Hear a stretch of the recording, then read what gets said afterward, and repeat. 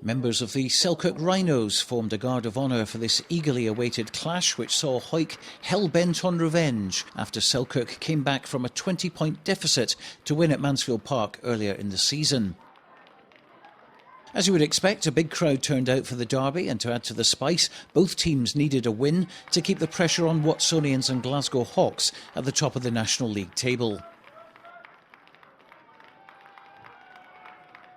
And it was first blood to Hawick after 12 minutes, Neil Rennick kicking a penalty.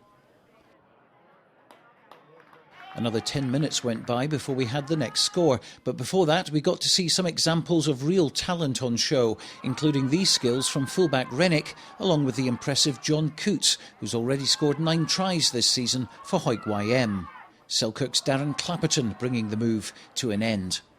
But the first try went to Selkirk, Gavin Craig going wide to Neil Darling, with Andrew Rennick barging over the gain line, and with Fraser Harkness on his shoulder, the centre took play up to the Hawick 22. Ryan Crockett added a few yards before Darling stepped in to ship the ball out to Darren Clapperton.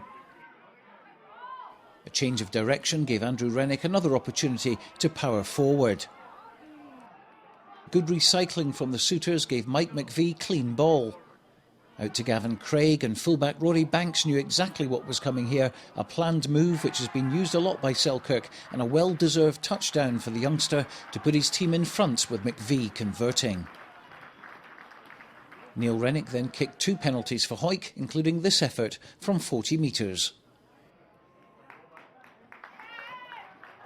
A good piece of play from Hawick just before the break saw Keith Davis get a free run down the park to take play inside the Selkirk 22. Scott Hendry and Gavin Craig defending well at the back. But Greg Cottrell shifted the ball out to Rory Hutton. Not the greatest pass to Gary Johnston, but Lee Armstrong was on hand to clean up, and John Coots was in support to charge to the line. Matt Kissick was in the right place to intercept, Rory Banks clearing the danger. Hawick's Matt Landels and Selkirk's Andrew Rennick both received yellow cards in the first half, but one other in the second would prove costly for Selkirk. But more of that in a minute. Let's show you one of the best tries, though, of the game. McVie put up an excellent Gary Owen. Quick release out to Neil Rennick. Already we've shown you what he's capable of, and you can see how well he dealt with the attentions of Fraser Harkness and Darren Clapperton before sending Armstrong on his way.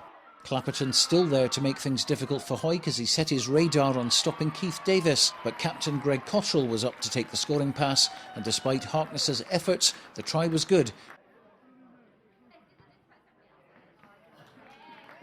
The turning point in the game came on 50 minutes, Gordon Patterson going into contact, trying to recycle the ball. But Matt Landels appeared to be in the way, and in the traditions of a border derby, a good old-fashioned shoeing from Neil Darling to try and release the ball.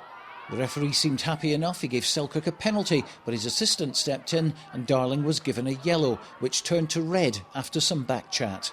And things got worse for Selkirk when Keith Davis intercepted a Scott Hendry pass to run in for a try. It was his 9th try in all competitions this season, and despite scoring in the corner, it was another immaculate kick from Neil Rennick, which stretched the lead to 23-7. But Selkirk are not a team to give up, despite playing for half an hour with 14 men, and the next try deservedly went to them. They worked the ball deep into Hawick territory and sent it wide.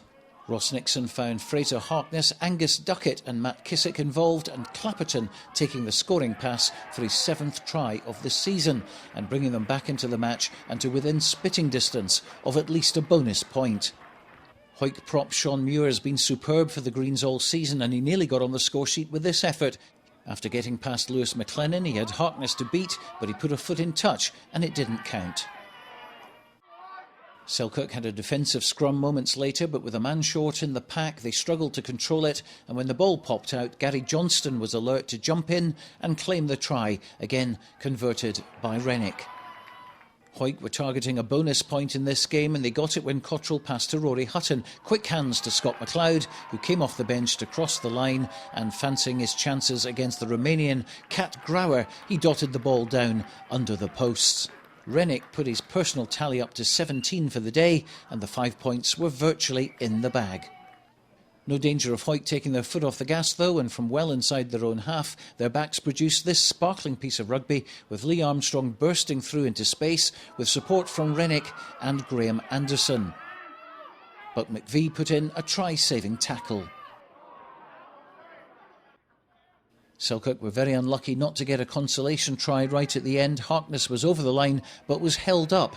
The referee appeared to give the score, but on advice from his assistant ruled it out, and that turned out to be the last play of a very exciting game. Well, Rory, reaction first of all to that, a bit of revenge from Mansfield Park. Aye, big time revenge. We let a healthy lead slip up the last time, so to get 5 points a day, that's what we're aiming for, and to catch the top two teams above us, so pleased. You know, they came, they were hungry, we kind of sat off, we got lazy towards the end and kind of cost us dearly in the end. I mean, kind of we're in there, chins up, it's always next week, but it's tough when you get beat like that after the kind of run we've been on. Still very much in the promotion race? Yep, very much so. We've got them Hawks and Watonians at home, so it's in our hands really. If we can keep winning, then we're going to be up there.